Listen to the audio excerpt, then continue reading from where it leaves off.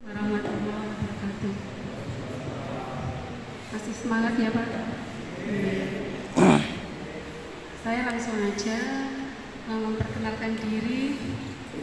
Nama saya Nani Andriani, lahir 5 Juni 76, pendidikan terakhir dari Universitas Islam Malang, jurusan nutrisi dan makanan ternak. Saya pernah kerja di PT Romindo, ini sebagai distributor vaksin dan obat-obatan hewan. Kemudian saya pernah ikut gabung dengan Dinas Peternakan, terpilih menjadi Sarjana Bangun Desa itu tahun 2011. Dilanjut ikut mewakili kelompok budidaya ayam kampung tahun 2012. Waktu itu kita dipercaya untuk mewakili Jawa Timur, dapat juara 1, kemudian mewakili tingkat nasional dapat juara 3. Kita kalahnya di sistem administrasi karena waktu itu memang kelompoknya masih agak baru, jadi secara administrasi masih kurang begitu lengkap. Waktu itu pada tahun 2012 kita maju pada teknologi inseminasi buatan pada ayam kampung. Ini mungkin untuk sebagai motivasi ke mungkin di sini nanti kelompok ternak. Kami dulu memang aktif dibina oleh Dinas Peternakan. Kita difasilitasi, waktu itu kita juga dapat bantuan dari Balitnak, final stock ayam kampung dan parent stock ayam kampung. Tapi karena waktu itu ada pandemi AI, kita kena. Sekarang masih jalan beberapa orang, termasuk saya. Saya ini termasuk anggota kelompok, sekaligus saya Sarjana Bangun Desa yang sampai saat ini saya masih memelihara pembesaran ayam kampung. Cuma sedikit, kandang saya memang masih cuma muat 1000 ekor.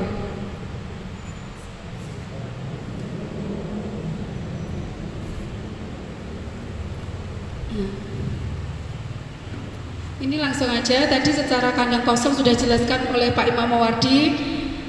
Insya Allah semua tata cara sanitasi desinfeksi ayam kandang semua sama. Biosecurity keluar masuknya orang, gimana biosecurity tentang kesehatan insya Allah sama. Cuma nanti jadwal vaksinasi beda dengan jadwal vaksinasi untuk kalkun. Gini Bapak Ibu, kita pelihara ayam kampung itu peluangnya masih sangat besar sekali. Karena perusahaan besar juga belum bermain. Jadi dan harga itu lebih stabil. Kita pandemi, yang lainnya kayak unggas silangan, yang lainnya mengalami penurunan harga pasar. Ayam kampung masih tetap di angka 32.000 minimal. Kemarin di 35.000 itu sampai hampir 1 tahun bertahan. Dan BEP nanti bisa dijelaskan di situ, BEP itu 26.000 sampai kalau lebih efisien 24.000 per kilonya. Ini contoh memilih DOC yang baik. Jadi kalau bapak-bapak ingin beternak harus tahu DOC itu deolcik atau anakan ayam yang masih umur 1 hari. Tadi kalau kalkun DOT, deol Turki. Turki itu kalau bahasa Maduranya Pak Imam itu kalkun itu Turki. Jadi DOT, kalau ayam DOC. Bapak-bapak harus bisa memilih. Jadi ayam DOC yang baik seperti apa? Bulu mengkilat, pandangan tajam, kemudian dia berdiri tegak. Pada pantatnya, nah ini, pada pantatnya ini tidak ada black navel ya, istilahnya. Pada pantatnya ini pada waktu menetas itu tidak sempurna pipihnya. Dan mungkin dari situ ada bakteri-bakteri khusus di mesin tetasnya, jadi kadang terjadi seperti ini, paruh mencor, ayam yang tidak sempurna, berdiri tidak tegap lah seperti ini. Makanya dari itu kalau bapak-bapak mungkin penetasan kalkun, penetasan ayam itu benar-benar harus penetasannya juga didesinfeksi ataupun biasanya difumigasi ya Pak Imam ya. Pak Imam ini ahli hatchery, ahli penetasan sebenarnya. Seharusnya tadi juga bapak-bapak bisa tanya nanti, Pak, supaya daya tetas tinggi seperti apa, supaya menetasnya bagus seperti apa, nanti bisa ditanyakan di luar untuk materi ini. karena ini ahli untuk hatchery-nya.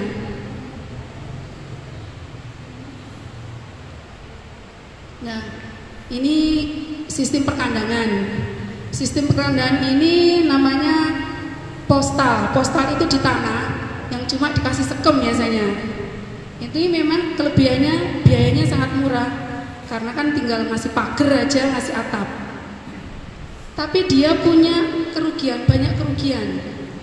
Kalau nanti kotorannya basah kena tumpahan air, amoniaknya menjadi tinggi, di mata pedas, dihirup udaranya juga sesak, ayam sering kena penyakit di pernafasan kayak pilek, CRD, dan dia tidak akan nafsu makannya tidak bagus. Oleh karena itu pencapaian bobot badan, pertumbuhannya juga jelek, engkri-engkrian, banyak yang kunting karena dia jelas tidak nyaman di situ.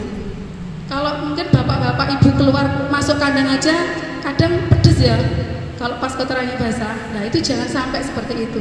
Gimana caranya kandang itu nyaman?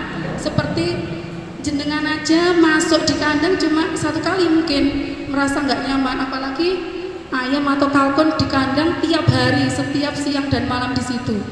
Jadi tolong kalau memang bapak-bapak ingin memelihara beternak dengan baik, ya dijaga kenyamanannya ternak tersebut. Insya Allah nanti akan memberikan kita hasil.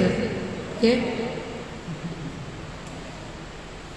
Nah, karena tidak nyaman, dia makannya juga nggak baik, akhirnya keseragamannya jelek. Keseragaman jelek itu istilahnya berat badannya runcah. Ada yang misalkan seharusnya ini rata-rata 8 on, 9 on, panen berat segitu. Karena ayam kampung itu panen biasanya rata-rata 9 on. Itu dipelihara 2 bulan. Itu kalau memang secara manajemen perkandangannya kurang bagus, bisa 0,4, 0 berapa 4 on, 5 on, sampai 1 kilo itu runcah, ringnya terlalu lebar. Kalau keseragamannya baik, nanti bisa 8 on, 9 on, 1 kilo. Nah itu keseragamannya baru bagus. Oke, saya lanjut. FCR-nya menjadi tinggi. FCR itu apa? Feed konversi. Feed konversi itu apa? Pakan dibagi berat badan. Jadi berapa kilo pakan yang dimakan ayam menghasilkan 1 kilogram berat badan. Kalau FCR-nya tinggi, bapak-bapak rugi. Seharusnya cuma 2 kilo 4 on jadi 1 kilo, karena manajemennya nggak bagus, jadi 2 kilo 6 on. Jangan mikir, nggak apa-apa 2 on. Faktor kalinya, seandainya pelihara 1000, berapa kilo? 2 on kali 1000, berapa rupiah yang terbuang? Oke? Jadi memang manajemen perkandangan itu awal-awal harus tetap dilakukan dengan baik. Lanjut. Ini kandang panggung lah, ini sudah familiar lah bapak-bapak. Mungkin di daerah Blitar sudah banyak, biasanya kandang broiler. Kalau bapak lihat kandang pulet petelur. Kandang ini memang sementara ini kalau kalangan masih peternak kecil, masih ini kandang yang hasilnya masih cukup baik dengan kandang seperti ini. Nah ini contoh di kandang tadi, sistem slide atau kandang panggung dengan kepadatan juga diatur, tempat pakan, tempat minum sesuai dengan kepadatan ayam. Nah ini waktu kosong kandang lah. Nah ini kandang slide atau kandang panggung itu juga ada kelebihannya. Kalau kandangnya lantainya cuma ruji, cuma berjajar, itu rawan terjepit. Yang paling bagus itu pakai seperti itu paling bagus. Jadi kaki ayam tidak gampang terjepit. Nanti biasanya ayam kalau terjepit kadang dia berusaha naik tapi malah kejepit, nggak bisa.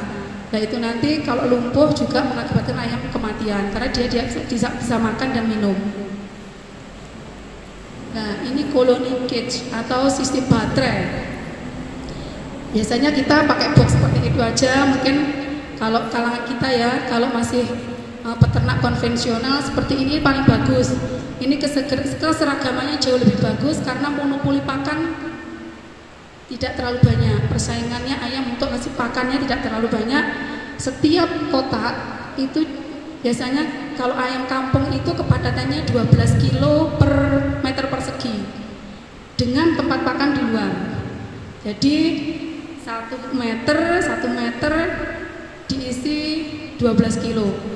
Itu disesuaikan dengan peningkatan umur ayam tiap minggunya. Misalkan hitung kepadatan itu gini, oh barusan datang ayam beratnya cuma 30 gram, berarti 12 kilo dibagi 30 gram, berarti 1 meter persegi berapa ekor. Nanti umur 2 minggu seperti itu kan, 2 minggu dia akan naik lagi, biasanya 110% sekitar berapa Pak? Kalau 36 ya 65 gram.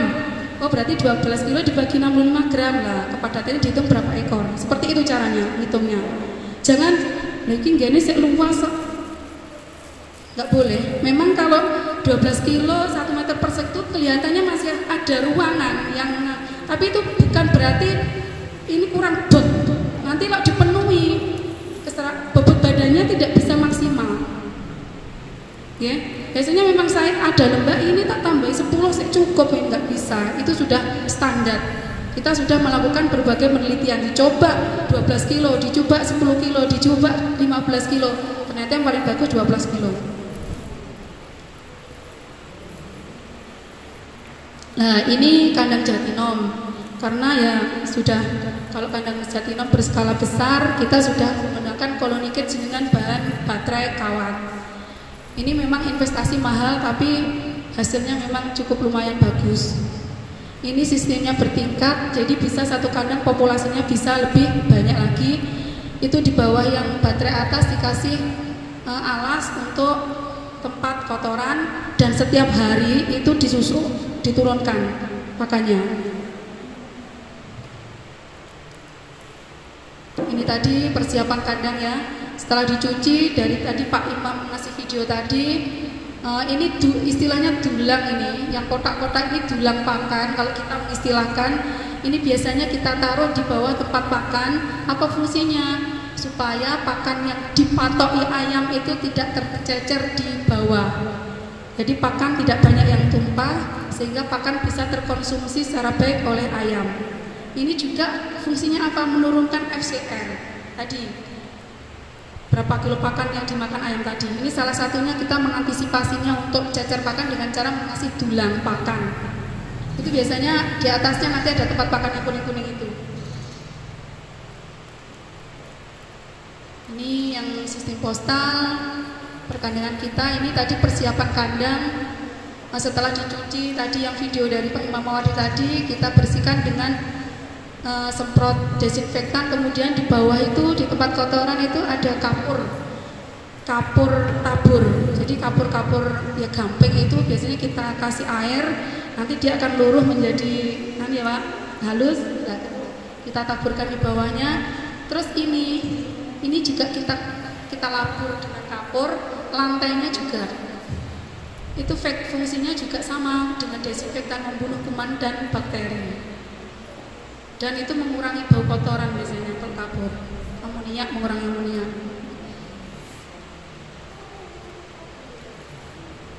Ini temperatur dan kepadatan brooding. Maksudnya brooding itu apa? Brooding itu open. Kalau jenengan biasanya ini karena peternak kalkun ya, saya contohkan kalkun umur 1 hari biasanya jenengan pakai box gitu Pak. Nggih, bisa. Kalau kita nanti kalau memang bapak-bapak menginginkan, selain ayam kalkun kita cobalah variasi dengan beternak ayam kampung, karena ayam kampung itu sudah familiar, dan harganya tadi juga cukup stabil, secara kesehatan juga mudah, secara pemasaran juga jauh lebih mudah. Mungkin sebagai stimulasi pendapatan, kalkun mungkin kalkun agak lambat. Kita punya penghasilan ayam kampung, itu nggak masalah. Mana yang sumber yang bisa kita budidayakan dan itu ternyata juga menjamin hasil yang baik. Ini temperatur brooding. Di sini kepadatan yang saya sebutkan tadi, di umur 1 hari 50, umur 1 minggu 50, 2 minggu 40 dan seterusnya sampai 6 minggu. Ini juga kita menghitungnya dari tadi Pak, 12 kilo dibagi berat ayam ataupun kalkun tiap minggunya, kenaikan tiap minggunya dilebarkan. Jadi jangan kalau baterai ya, dipindah gitu, dijarangkan. Kemudian ini suhu ini apa? Suhu waktu masa open, masa breeding, atau kalau kita biasanya apa ya Pak? Apa? Bahasanya orang-orang peternak itu dibok, masa dibok itu masa brooding, istilah peternakan, masa menghangatkan ayam, anakan ayam. Nah ini ada suhunya, 1 minggu itu suhunya 30 sampai 30 derajat Celcius. Jangan terlalu panas. Nanti kalau panas kering, akhirnya sayapnya jatuh kayak kapal. Istilahnya kita ayamnya kayak kapal. Nah itu biasanya kering, kaki kering, itu pertumbuhannya tidak bagus. Dan nanti di minggu kedua mesti mati. Jadi cukup hangat aja. Parameternya apa? Ayam merata, nanti ada di situ nanti. Ayam nyaman seperti apa ada. Di minggu kedua suhunya seperti ini, 3 ini bisa dilihat nanti, bisa dicatat, mungkin bisa minta dari sini slide-nya bisa dicatat. Nah, pemanasannya 3 hari pertama 24 jam, siang malam dikasih lampu atau pemanas. Kalau peternak sudah populasi tinggi dibelikan gas OLED, tapi kalau peternak masih kecil biasanya cuma lampu dop. Ya, di box itu, tapi suhunya juga diatur. Jangan asalkan didop-dop kedinginan. Kedinginan itu juga pengaruh pada peningkatan berat badan. Kecolongan nanti karena suhu dingin berat badannya tidak maksimal karena energi dia akan memakan energi untuk menghangatkan tubuhnya. Oke, kemudian umur 2 minggu di malam hari saja. Jadi pemanas cukup malam hari saja. Setelah itu minggu ketiga menyesuaikan kondisional. Jika malam hari ternyata udaranya panas, ya nggak apa-apa. Tapi tetap saya sarankan sampai 3 minggu tetap pakai pemanas walaupun dengan kecil sekali apinya atau dopnya dikurangi. Ini mungkin dicatat, saya tunggu sebelum saya pindah ke slide selanjutnya. Ini sangat penting nih ya suhu, karena ini gunanya untuk pertambahan bobot karena kenyamanan ayam di dalam box waktu masa brooding.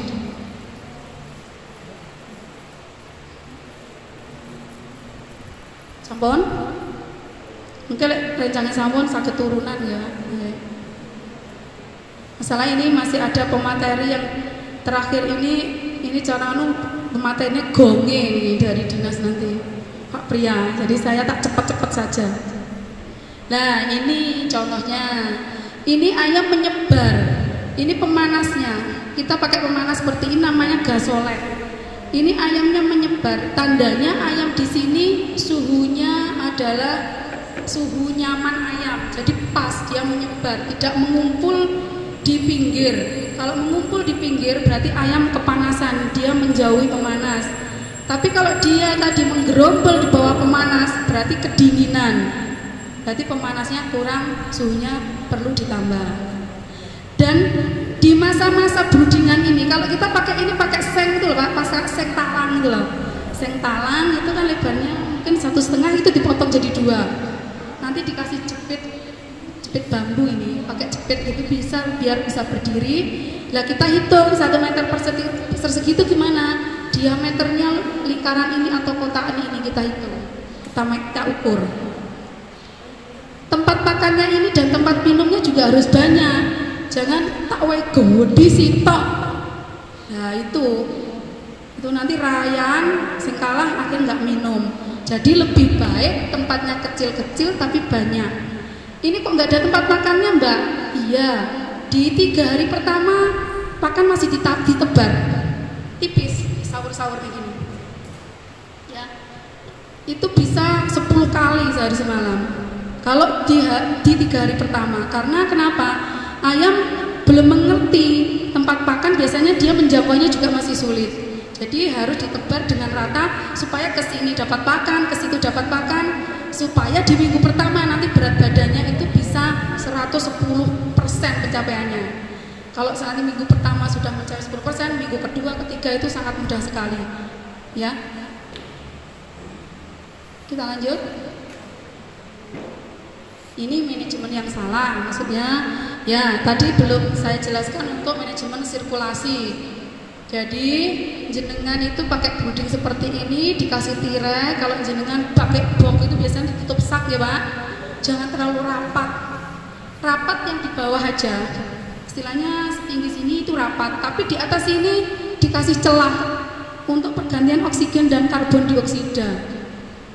Nanti kalau jenengan terlalu rapat seperti ini, oksigen tidak bisa masuk, ayam tidur terus. Jangan dikira ayam tidur itu titiknya turu berarti ini penak ini.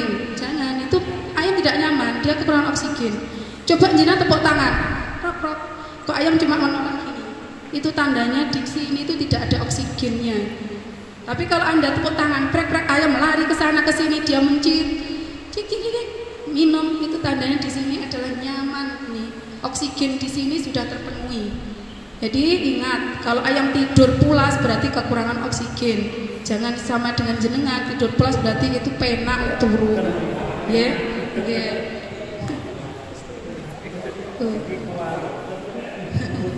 Kadang ngoten, titikku tak endangi turu. Tak endangine turu berarti ini warak, padahal itu rapo enak nih jero niku. Nggih. Saat ini dirubah mindsetnya ya. Setelah pelatihan berarti dapat ilmu ya. Oke lanjut. Nah ini harus dibuka tirai kalau seperti ini. Jenengan dibuka tirai sebesar mungkin 1 jengkal agak di atas selama 1 jam. Coba nanti amati setelah setengah jam dibuka. Ayam akan lari-lari kegirangan, dia akan berbunyi bernyanyi riang. Kita coba ya, lihat mboten percados ya. Bener orang omongan Mbak Nani kan, jajal buktek nih. Oke, selanjut. Nah ini contohnya manajemen yang salah lagi nih. Ini apa Pak? Coba. Itu kenapa itu? Ayam menggerombol di tempat minum, berarti itu kehabisan air minum. Itu tidak boleh. Ayam itu pilih nggak makan daripada tidak minum. Jenengan tidak dikasih makan selama seminggu, ayam bisa bertahan hidup cuma kurus. Tapi kalau tidak kasih minum 1 hari 1 malam mati ayam. Ya. Jadi air minum harus selalu tersedia. Gimana caranya menghitung kebutuhannya? 2 kali makan sehari. Nanti ada di situ. 1 hari pertama, minggu pertama itu berapa? Misalkan 10 gram. Ya. Umur 1 minggu pertama 10 gram. Itu kebutuhan air berapa? 10 gram kali 2 berarti 20 mili sehari 1 ekor ayam. Oke, pun ingat, paham? 2 kali feed intake itu konsumsi pakan. Jika 1 minggu pertama 10 gram berarti minggu pertama kebutuhan air 20 mili dikali jumlah ayamnya ya. Ditambah titik ya apa-apa, engko sana pas wawan ngolah aben ngombe. Nggih. Jangan sampai seperti ini ya Pak. Kurang minum, iki ora gede-gede. Mari enggak seneng mangan malah ya. Ya. Oke, lanjut. Nih, air minum telat. Nah, dipasik napa niku Pak? Oh, pangkringan yang leres pinter. Napa fungsinya dipari pangkringan? Kados jenengan ya. Sakit mangkring. Yeah. Ini salah satunya mengurangi kepadatan ayam. Selain itu, kita juga memenuhi karakteristik ayam kampung. Dia kan hobinya mangkring ya, senengane mangkring nang wit. Wong lek dhewe kandang malah mangkring ning dhuwur ning ngusuk gitu. Nah, salah satunya ini dikasih pangkringan supaya dia bergembira ria. Ya. Dan mengurangi kepadatannya tadi supaya berat badannya bisa tercapai. Salah satunya ini memberi kenyamanan ayam. Lanjut, jumlah pakan yang diberikan. Nah, ini dicatat boleh atau nanti minta mbak-mbak perangkat desa, Mbak, aku nyuwun to Mbak iki njajali saman print nih. Aku lek nduleki ning laptop, ora duwe laptop kok nggih. Saman printnya karek maca, ngoten ya Pak ya. Yeah. Nah ini acuannya pemberian pakan 1 minggu. 1 minggu pertama 10 gram, 15 gram. Nah ini tidak ada ini konsumsi minum. Tadi apa rumusnya? Rumusnya minum. Oh, pinter nggih, nggih. Mengke nek bapak-bapak elu nganu kesupen masih nggih, sing tasih muda diingatkan lek ngombe kurang ngoten nggih. Sama anggota kelompok saling memberi, aja malah saingan. Aku tak apik tak rahasiakan, jangan. Saling memberi ilmunya, saling mengoreksi punya temannya. Takmu kurang ini iki, ngoten nggih. Pemasaran juga harus kerjasama biar semuanya jadi sukses, perekonomiannya bisa meningkat. Lanjut, pun nggih Pak. Nah ini total pakan, ini berat badan. Ini berat badan minggu pertama 35. Kedua ini, nah ini harus ini tercapai ini jenengan. Nih, biar tercapai apa? Tadi yang saya sampaikan harus dipenuhi. Kepadatan, konsumsi pakan, masa brooding, udara harus terpenuhi, ya. Kotoran jangan sampai basah tadi. Terus tadi juga pembersihan kandang yang dicontohkan di Pak Imam, harus bersih, kandangnya disemprot dengan desinfektan. Kalau memang butuh desinfektan bisa ngomong ke Pak Pria, kalau mungkin ada subsidi gratis, ya. Untung difasilitasi, monggo. Eman-eman ke Pak timbang expired. Lanjut. Ini penting sekali, kontrol berat badan harus tiap minggu. Dan ini diikuti dengan seleksi. Seleksi itu apa, Pak? Seleksi itu sing cilik elek dan disisihne nggih, sing sakit disisihne dikene kandang rada ado, ditambani, disemprot, diobat. Sing kecil berat badannya tertinggal disisihkan, dikasih disekat. Nanti yang kecil ini di vitamin, sing gede wis gak sak di vitamin, sing cilik ditambahi vitamin ben iso nututi berat badannya. Cara anu niki nggih, perhatiannya harus dilebihkan yang kecil. Nggih. Ini harus ditimbang berat badannya. Karena ini hubungannya nanti dengan sing urung-urung wulan pitikku wis 1 kilo, hebat tenan nggih. Urung sik umur 50 pitikku wis 50% 1 kilo, peternak sukses nggih. Ayam kampung. Dan dipanen gak usah berat 1 kilo, nggih. Bene sik dipanen kita aku jipun sik iki. Enek wani 1000, enek 400 jipun sik. Sing kene ya bene sik. Nah, itu mungkin satu kandang bisa disikat 3 tempat. Yang besar, yang tanggung dan yang kecil. Pun paham? Pak Pria paham? Lanjut. Ini teman tadi aku sebutkan. Ya, sama ya. Ini jelas ini seleksinya kurang bagus ini antara jaraknya. Ini wis umur, ini wis 8 on, ini setengah kilo, nggih. Dan ini 3 on, padahal manganen tak yo podo. Nah, mungkin karena ini kalah ya, mungkin pakannya memang kurang, mesti ditekne iki karena nggak diseleksi, kepadatannya mungkin terlalu padat, terus nggak terseleksi mulai awal. Akibatnya gini, pecah rugi nih kita. Dan harga jual beda, bapak-bapak. Saya itu kalau berat badan misalkan 8 sampai 1 kilo, itu kalau di pasaran 35. Tapi nanti yang beratnya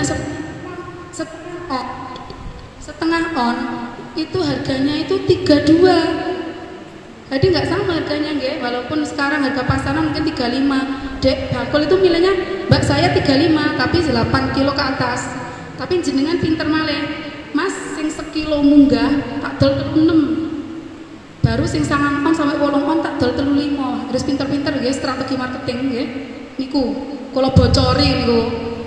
Masalahnya kula sing mungkin sama lah, cuma saya lebih dulu melakukan nggih.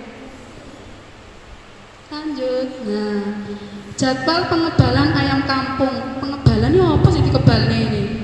Kesehatannya, imunitasnya, ya, antibodinya, kekebalan tubuhnya. Supaya ayam sehat seperti apa? Itu vaksinnya. Umur 1 hari saya vaksin ND Lasota. Vaksin itu jangan bilang ND aja loh Pak ya, karena ND itu ada klon dan ND Lasota.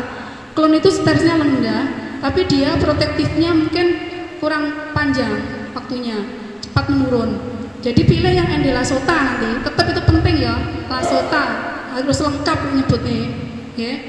Itu ditetes mata, datang sebelum ayam ditebar, di brooding, ditetes dulu sebelum dimasuk box, ditetesi dulu, sama dihitung. Nanti mungkin kalau boxnya 2, yang agak kecil langsung dipisahkan, yang ukuran besar seragam disendirikan. Kemudian umur 10 hari vaksin gumboro 1. Ini vaksin gumboro tak kasih 2 kali memang kalau ayam kampung. Itu tetes mulut. Tadi disebutkan Pak Imam, kenapa harus tetes mulut, kenapa harus tetes mata? Karena sasarannya beda. Jangan disamakan ya. Sasarannya untuk penyakitnya beda. Jadi aplikasinya beda. Kemudian vaksin NDAI kill. Ini sontek yang tadi di sini di leher tadi. Dulu memang saya itu nggak pakai seperti itu Bapak-bapak. Tapi ternyata ada kasus arep panen umur sakulan nih wes kena ND. Ya, padahal umur sakulan nih tak telung payu wes umur setengah kilo, nggih. Dan umur setengah kilo biasanya wakil sing sik telung on. Jadi harus saya sekarang kasih vaksin NDAI kill. Kill itu memang protektifnya agak lama. Jadi memang titer di dalam tubuhnya itu lebih lama. Dia nggak gampang turun, jadi kalau bersama penyakit dia lebih tahan. Kemudian 17 hari vaksin gumboro 2, tak kasih 2 kali kalau ayam kampung dengan populasi banyak. Jadi lek jenengan populasinya 50 nggak usah 2 kali nggak apa-apa. Kalau populasinya memang di atas 200, misalkan 5 di atas 500 ekor itu harus vaksinnya selengkap ini. Kemudian umur 23 sampai 25 itu antikoksi. Antikoksi ini biasanya berak darah. Berak darah ini memang ini bakterial. Kalau biasanya kalau memang saya di umur itu di umur 17 itu sudah sehat, saya biasanya antikoksinya enggak tak pakai, tapi sekemnya dan tak jatuh nih ke lantai. Jadi jangan sekam terus di lantai ayam, tak jatuh kan. Karena biasanya diawali dengan dia makan sekem. Di situ ada jamur, mungkin bakteri. Kalau umur segini memang rawan. Untuk ini pencernaannya biasanya diserangnya. Tulis ya, yeah.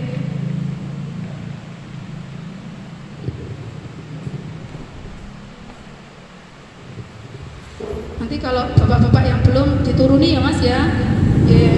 Kilo catatanku sing urung lengkap mana. Yeah. Ini mungkin saat ini bapak-bapak belum bermanfaat, suatu saat nanti bisa loh ya ini. Namanya zaman terus berjalan ya, suatu saat. Bahasa nanti catat biar ke opo kayak pas enek bantuan ayam kampung dari peternakan bakno ra duwe ilmune ilang catatane nggih. Pak Pria tak serang apa koksi itu diminumkan itu obat obat nanti bisa beli di toko-toko poultry shop itu antikoksi apa biasanya kita pakai kapsuril beda neobro itu vitamin ya itu vitamin mas ini tetap loh mas ya ini dikasih vitamin bablasan aku mencet bablasan lah ini vaksin tapi sebelum vaksin ini pas ayam datang juga dikasih vitamin dan setelah vaksin juga dikasih vitamin ini kurang lengkap ini dikasih vitamin sebelum vaksin dan sesudah vitamin dikasih sebelum vaksin dan sesudah vaksin dikasih vitamin bebas vitacik neopro sembarang itu kan semuanya vitamin cuma produknya dari perusahaan beda. Oh iya ini masalah brooding tadi jenengan untuk cek ayam setelah ayam divaksin kemudian ditebar ya di box ataupun di tadi tempat bulat yang dikasih seng itu 6 jam pertama dicek pemboloke pakane ndak anak pakane 7 paling ndak 6 jam pertama 75%. Kalau sudah isi 75% itu cuma parameter kenyamanan ayam tadi tetap kembali ke kenyamanan ayam. Kemudian 12 jam pertama 85% ya. Ojo isi banyu tok berarti itu panasen nih mesti ngombe tok ayamnya nggak makan. Kemudian 24 jam harus penuh temboloknya. Itu tandanya kandang jenengan wis pas settingannya kabeh wis pas. Ya, 6 jam pertama 75% ini temboloke pakane sini. Dan 12 jam 85 di 24 jam 100%.